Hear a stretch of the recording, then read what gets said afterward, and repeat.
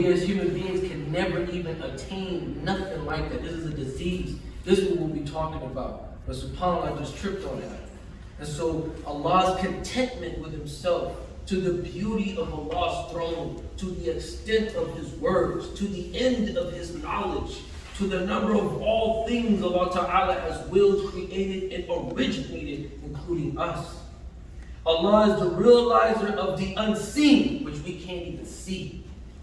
And Allah is the realizer of the seen, things that we can only see, what our eyes have been created for. Allah is the compassionate. Allah is the merciful. Allah is the king. Allah is the holy. Allah is the mighty. And Allah is the wise. I bear witness that there's no deity except Allah, the Unitarian, the whole complete, without associating anything whatsoever with Allah Ta'ala, as that is his right. And we should be worshiping Allah alone. Allah belongs the kingdom. To him belongs the kingdom. And to him is the praise. This is Alhamd, Muhammad, Ahmed, Hamd, the praise one, the one who praises, the one who is praised. Allah belongs, Alhamdulillah Rabbil Alameen. Allah brings life and death. In his hands is all good, and Allah has power over all things. I bear witness that Muhammad sallallahu alaihi wasallam, there goes that hamd again, is his servant and messenger. Allah goes on and says, Allah sent the Prophet Muhammad sallallahu alaihi wasallam with guidance and the religion of truth, in order that it may prevail over all religions. Although the polytheists, the non-believers, the disbelievers, the people who refuse to submit and acknowledge that Allah exists, may hate it.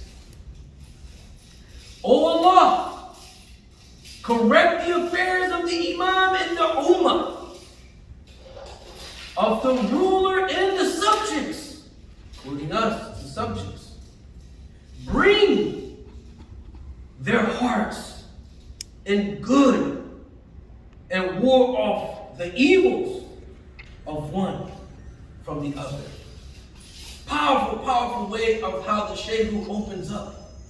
And subhanAllah, who would ever think, as I'm now reading that isn't coincide with the topic?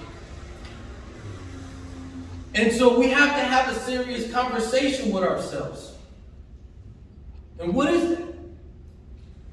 The question that is really difficult for us to answer, and for many people, is why? Why? Why do we believe in the things that we believe in? Why do we behave the way we do? Why do we still be hecka stubborn? Why are we stubborn? Why are we arrogant? Why are we ignorant? Why are we prideful? Why are we acting as if we are the most important thing in this whole entire earth? Why do we do these things? Why do we not submit completely, fully to the submission of Allah?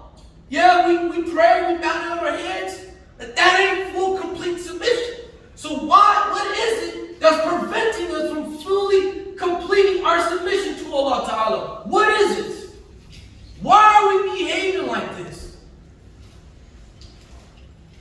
Is there not enough signs that Allah Ta'ala shows us? Continue to manifest his signs, whether it be the trees, the leaves, the seasons that we're going into, the many janazas that we go and we bury people. And yet we see the grave, but yet none of that stuff doesn't penetrate the heart. It doesn't make us realize that, hey, subhanAllah, I will soon be like that. But yet we still walk around this earth with our chest bulging out, money in the bank, houses, cars, little bit of status that you get, people coming home from prison. Yeah, I did all these things. still, there's these diseases that live within all of us. Ujub and kibr. Ujub is a blameworthy characteristic. Ujub means conceit. Conceited. Conceited means, right, that it's all about me. Look at me. We spend much time in front of a mirror at times, preparing ourselves, grooming ourselves, making sure we're not looking toe up when we leave out the house. When I go work out at the gym, I'm constantly in the gym. I'm in the locker room. As I'm walking, right when I walk into the locker room sometimes, I see, right, selfies. Put them on social media platforms. Facebook, Instagram, TikTok. Yeah. Oh, hold on. I'm at this restaurant. Hold on. Hey, I'm about to eat this meal right here. Right? For the youngsters. Yeah, man. They got the mask. Yeah, we just robbed. You know what I'm saying? Look at all this money we got. We just broke into these cars. Put it on social media. Can see it. Right? So it's all about that individual. What does Allah talk about this?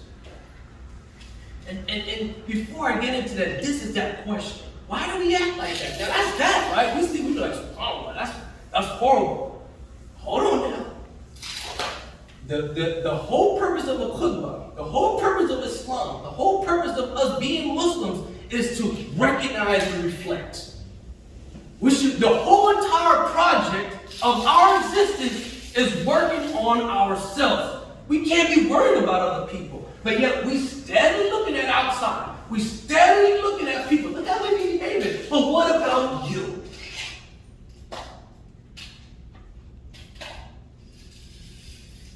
Allah Ta'ala says, أعوذ بالله من الشيطان الرجيم بسم الله الرحمن الرحيم. وإذ قيل له اتق الله أخذته العزي بإثم فحسبه جهنم ولباس المحد. Whenever he is told, Allah's talking about whenever you're told, fear Allah. If you're told, fear Allah, but yet he vaguely seizes him in his sin, so hell should suffice him for a wretched resting place. You want to be conceited? You want to have pride? Pride derives from conceited. Pride is another thing that's a blameworthy characteristic because it thrives off, ooh, I got money. Ooh, I know Arabic. Ooh, I know how to read the Quran. I know how to pray. I'm better than you. Hold on, man. Hold on. I was watching an interview by Kanye and some other people like, hold on, man, do you know how much I'm worth? Hold on, how much are you worth? Right, he's arguing right there. Dude's like, what are you talking about? He's like, hold on, I'm worth billions of dollars. What are you worth?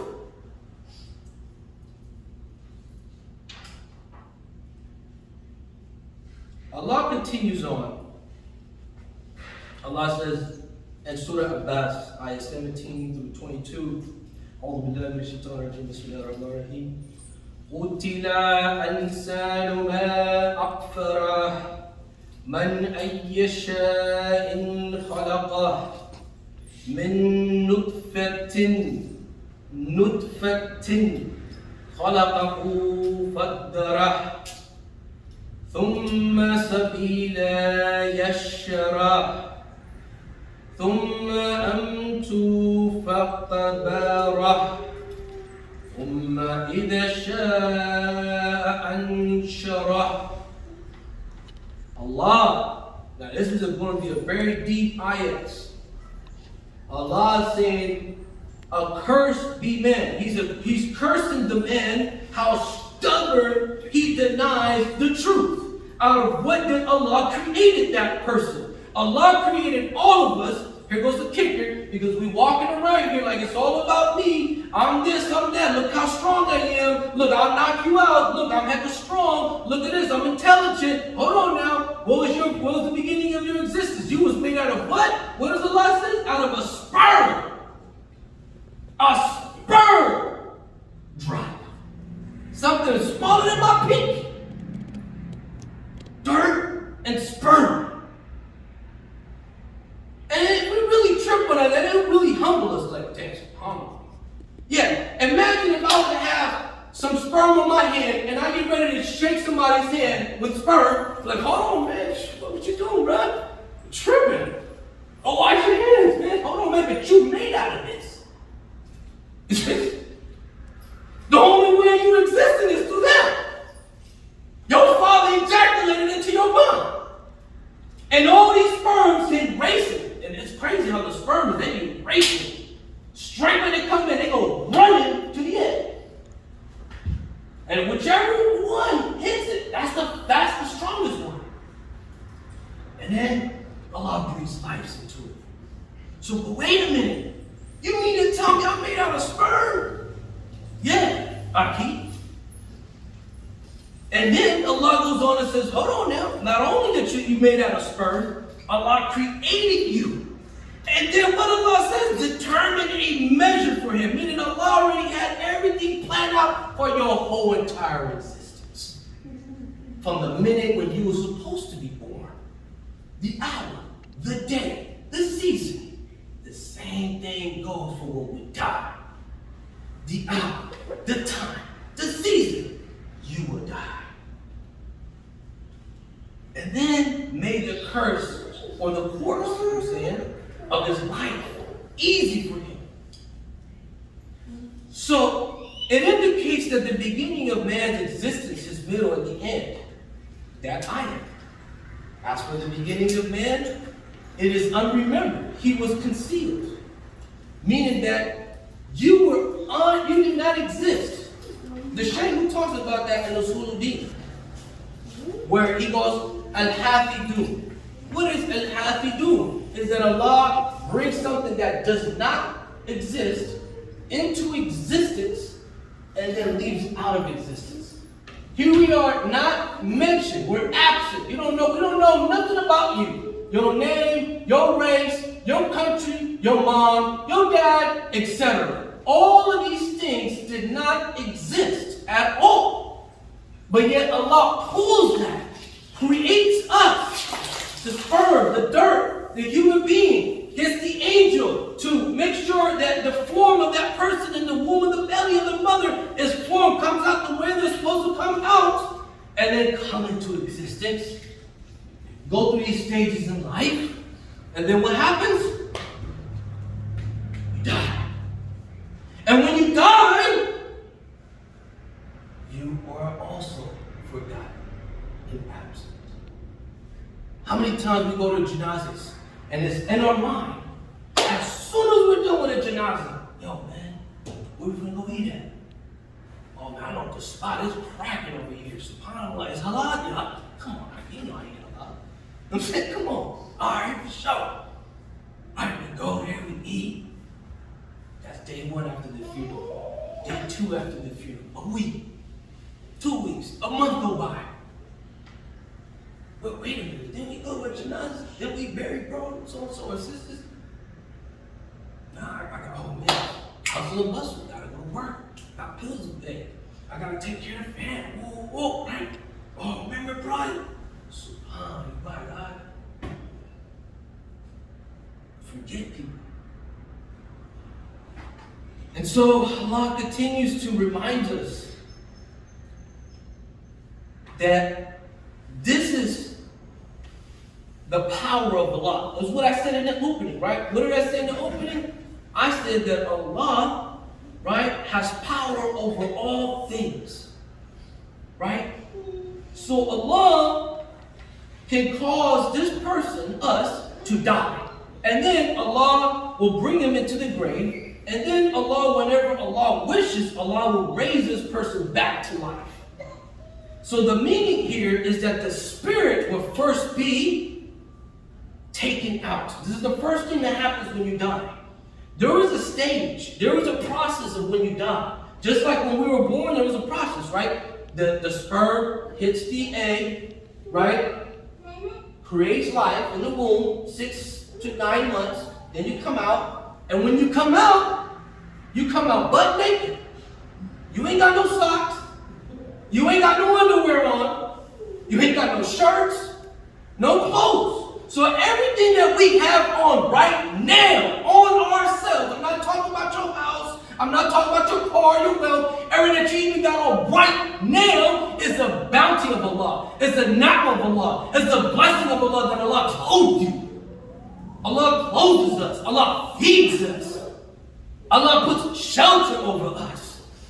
Does all these things, but yet we still walk around, behave the way we behave. Why? Why? So Allah, when you die, the first thing that Allah does is what? Munkar and Nakir come out as soon as they're done. Now the spirit gets stripped away. Then Allah causes the hearing. He removes our hearing. Allah removes our sight. Allah removes even knowledge. Allah removes power to do anything. Allah removes your senses. Allah removes your perception. And Allah removes your movements. All of it is stripped away when you're in that grave. Then Allah places your body in the dirt. Your body, right, deteriorates within the dirt. The only thing that's left is your bones. And we know that when people dig up, right, they're like, oh, look at the bones. So it becomes absent. Then the real trials come in. Right, these real trials of, right, that you're going to have to go through. The questioning of Munkar Nakir, right, the Sadat, right, the Yom Al-Qiyamah, all of these things. It is a huge process, and Allah continuously reminds us in the Quran, this is what's going to happen, man. So, wake up. I hear this all the time. Man, you know the non-Muslims, they ain't even a vote. They just following blindfoldly and this and that. Hold on now. What about the Muslims? The Muslims got the Quran. The Muslims got the Sunnah of the Prophet. The Muslims know about Allah and this and that, but yet they still half asleep. They ain't putting Islam to the fullest. We still got hella work to do. So Allah comes out, makes him come out of the grave, and then Allah separates the parts, and then Allah joins everything back together. We know about that because Ibrahim alayhi salam, man, asked Allah, Ya Allah, you talked about you will separate the bones and then you'll bring it back. How can you do that? Allah said, what, you don't believe in me? No, I was just trying, I'm curious. Okay, you curious? All right. Go get that bird, kill that bird. When you kill the bird, I want you to separate its body parts, its bones, the different parts of the mountain. And he goes and does that. Then Allah tells Ibrahim, okay, I want you to stand over there. Now I want you to call that bird. He calls the bird. Right in front of his own eyes, Allah brings it all back together and makes it fly again. It's the bird. SubhanAllah. He's like, whoa. Allahu Akbar. Do we have to wait for that type of sign for us to realize that Allah's existence? And what's so crazy is that sometimes this ujub, this conceit, this pride, it really overtakes our heart. Right? Because conceit leads to pride, forgetting wrong actions, forgetting the favors of Allah, and presuming about acts of worship, believing that one has a station with Allah, and justification by one's intellect, opinion, and knowledge. So the sickness of conceit lies in pure arrogance or ignorance. The only cure for this, and I'll go into the second part of the book in a minute, I'll talk about the cure, is is simply a knowledge of which is direct opposition to that ignorance. It's the opposite. So there are different divisions of conceit and pride, because you can be like, okay, right, you can be praying. Now those are actions that you have control of, right? And some people can, right, groom themselves and this and that and be okay. But then the other form of conceit is, right, is called a division which is not under one's choice, like beauty and power. Oh man, yeah, some people come out beautiful, mashallah. Alhamdulillah, they got beautiful features, beautiful, you know, some of us, we're attracted, like, subhanAllah, look at my wife, or subhanAllah, look at my husband, right? We get attracted, like, wow, amazing. So this is out of your control, but that's the one that's very dangerous, because then you're like, look how beautiful I am, look how powerful I am, look how it gets to people's mind, and then it penetrates into the heart. So, what is amazing is that he is conceited about himself, yet he is not amazed with the existence of Allah subhanahu wa ta'ala. The Shaykh who goes on and talks about the causes of pride are 7. Knowledge, worship, lineage, beauty, strength, wealth, and many helpers.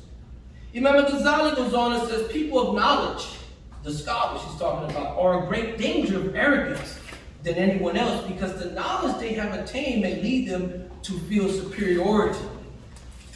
It would increase him in repulsiveness. This is because knowledge is like a downpour of rain which falls from the heavens and increases what? Bitter fruit with bitterness. Because you got knowledge, you think that you all this and this and that. The same thing goes for the emirs. The same thing goes for people with status and titles, right? I'm the imam, I'm the emir, I'm your daddy, I'm your mama, I'm so-and-so, I'm this, I'm that, right? All of these types of forms of conceit and pride. It's crazy. Hold on, boy. Hold on, wait, what? Hold on. You disrespecting me? You know who I am? So another type of kibla is also looking down on people. We know that also another type of kibla, right, pride, is lineage. Oh man, my family's so-and-so. Oh, what? That's your family? Man, yeah, so, you know, I come from a line of hard hitters. So don't be coming around here acting like this. You know what I'm saying? We know to clap hands. So you better chill out, little bro. Or, right? Oh, my daddy owns so-and-so, you know what I'm saying? I inherited it. You know who I am? Oh, excuse me, sorry. Lineage. Strength is another one. The Prophet ﷺ was asked to wrestle, and twice the Prophet ﷺ threw down this person. Do you know how and why the Prophet ﷺ was able to throw down this person? Of course, because he was a prophet. But most importantly, is because that man had arrogance, which was rooted in his personal strength. He had all this strength. Oh man, going up to the Prophet ﷺ. So you want to wrestle? Okay. Boom! Boom! He's like, wait, what? Hold on, I'm strong and bigger than this dude. Who is this dude? What? You got arrogance in you, man. That's why I was able to beat you.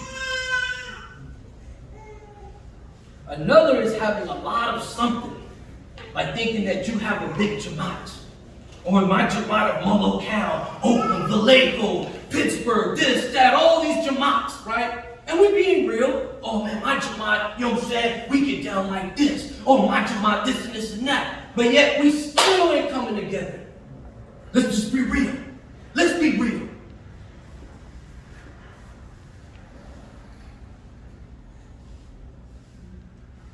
And so we also look at having, right, arrogance and kibble nationally, and thinking that you have, right, also for those who want to teach and have classes, that we think that, you know, it's about students. So as I wrap up the first part, Allah is the only one who can be proud and conceited and the most arrogant. Why? Because Allah says He is al-Mutakabir. We know that in a hadith Qudsi, Allah existed before any existence and Allah desired to be known, so therefore He created creation. The Prophet said, no one will enter paradise who has an atom's weight of arrogance in his heart. And so we're seeing this very serious problem in the world and society and Muslims today with social media, the platform to go ahead and be hella arrogant and be selfish and be prideful. That's what these platforms were created for. So you can have these diseases more enrooted into your heart and so it can grow. And so the Shaykh who talks about the most evil sort of pride is that which it prevents the proud person from benefiting what Allah has obligated upon His servant from knowledge and accepting the truth. Then pride includes a person to violate the commands of Allah, because a proud person, when he hears the truth from a servant, from among the servants of Allah, he scorns accepting it and is not utmost reputed. So the fact that we're praying, we bow our heads out, subhanAllah, that's a beautiful way of humble. But then some people are like, man, look at this dude. And then you try to come out with somebody when they see it, they're like, man, hold on, bro, you ain't nobody. Who do you think you are, man? Just because you got religion, man, I'm wealthier, I'm powerful, so I don't need to hear you. And so that's what I wanted to talk about. We'll go into now the, inshallah ta'ala, the other part of the cure, but it's the opposite. أقول قولي هذا واستغفر الله لي ولكم ولسائر المسلمين فاستغفروا إنه غفور رحيم.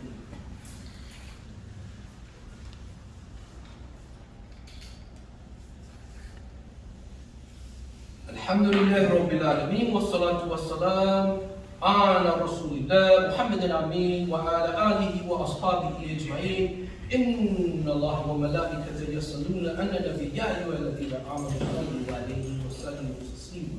اللهم صل على محمد وعلى آل محمد كما صليت على إبراهيم وعلى آل إبراهيم. اللهم بارك على محمد وعلى آل محمد كما باركت على إبراهيم وعلى آل إبراهيم في العالمين إنك حميد مجيد.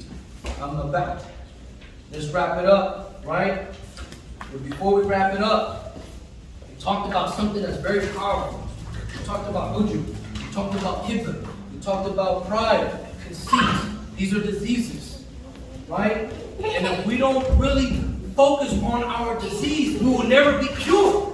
You will never be cured if you don't look at the sickness you got. The sickness is very, very important to look at. It's like you damn near on a deathbed. You breathing off these machines, but yet we still going around like, I ain't sick, ain't nothing wrong with me, I'm good. I'm a Muslim. I got shahadatain. It's more than that. We gotta look at what is wrong with me. How do I fix this? The Prophet ﷺ says he warns against holding low opinions and explains the obligation of the Muslims towards his brethren.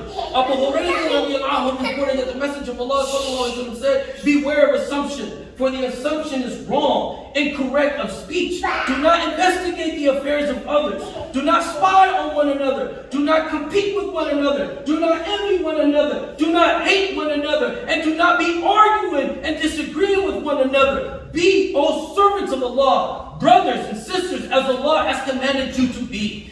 Key word is commanded you. The Muslims as the brothers and sisters to the Muslims. They do not oppress each other, nor do they cheat each other, nor do they belittle each other. Piety is here, piety is here, piety is here. And the Prophet ﷺ pointed to his heart 3 times. It is evil enough for a person to belittle and badmouth another Muslim. All of the Muslims are sacred. They're blessed to another. Their blood, their wealth, their dignity. Allah does not look at the physical form nor your wealth. Allah looks at your heart and your deeds. And so we have to be very, very careful on how we maneuver in this world. Humble is the cure. And what is humble? It's an adjective phrase. What is an adjective phrase, right? It's like when I say red car. So we know the car, but what type of car? It's a red car. So humble means, right, that you are not arrogant.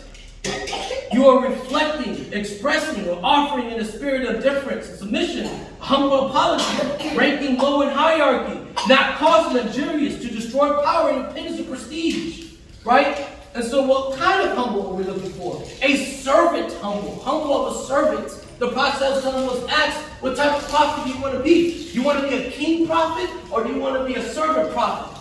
Angel Jibril told him, be humble, Ya Rasulullah. I want to be a servant of the prophet of servant. I want to serve the people. Had he became a king prophet, then he would have had high standards and morals. Right? If he would have been violated, we had to deal with him, with the people who violate the king. But the Prophet said, I'm going to be a prophet of servant. What does that mean? The Prophet, he would eat with the people. If they was on the floor eating, the Prophet was also on the floor eating. The Prophet would never recline and sit on chairs and eat. Because he said, this is how tyrant kings sit. The Prophet humbled himself, ate with the poor, dealt with the poor, walked with the poor, talked with the poor, dealt with the kids, and would lower himself to the level of the kids. Humble. But yet, I can't do that all the way. I got some work to do. Of course you do. That's the key. It's a project. So we need a humility, a servant of leaders, right? And so a servant of leaders of these traits, value people. Servant leaders value people for who they are, not just for what they give to the organization, to the Jumu'ah. Humility servants, right? Humility. Servant leaders do not promote themselves. They put other people first. Listening, not hearing. Remember when we talked about that. Listening is more, it takes focus. And not hearing, and there is a difference. You have to be trustworthy. You have to trust the people. And most importantly, you have to be caring. These are signs of a characteristic of a servant leader, right? And so the cure is humbleness, being a servant, reminding yourself that Allah said, look, man, I created you out of a sperm. I will take away your life, all these things. And as I come to the end, we look at the hadith of the Prophet says, narrated by Abu Hurairah, radiallahu anhu, Allah's Messenger said, remember Allah, the cutter remover of the lights. Death. Death. Remember about death. Abdul Qadir Jilani said, all the doors to Allah are crowded except one, the door of humility and humbleness. Having humbleness is a secret of what? Success. So see the problem people have with Islam? It's the fact of submission. Like I said, we don't want to submit fully. So there's something that's still preventing us to really obtain the potential that Allah Ta'ala is showing us and giving us. He's giving us so much time to correct ourselves. But if we don't pay attention, that's it, man. The doors of Tawbah are closed. When the sun rises from the west, and when you're in that grave, and your soul is being pulled out of your throat, it's done. That's it. Khalas. You have all that time, and yet you still refuse to work on yourself. So we ask Allah Ta'ala to forgive us. We ask Allah Ta'ala to allow us to recognize that He is our Rabb. We ask Allah Ta'ala to purify our hearts. We ask Allah Ta'ala to remove these diseases from our heart. We ask Allah Ta'ala to continue to keep us on the Sirat al-Mustaqim. We ask Allah Ta'ala to continue to allow us to be a servant of the people, to be a servant to our family, to be a servant of humanity, whether they're Muslim or not. يا رب استغفر لنا قلوبنا عليك يا الرحمن يا الرحيم يا الرحمن واهدنا صراط المستقيم اللهم أصلح أحوال المسلمين في كل مكان اللهم إني على ذكرك وشكرك وحسن عبادك ربنا في الدنيا حسنة وفي الآخرة حسنة وقنا بالنار اللهم اعز الإسلام والمسلمين وانصر عبادك المؤمنين اللهم اغفر لنا ولدينا وجميع المسلمين الحي والميت يقيم الصلاة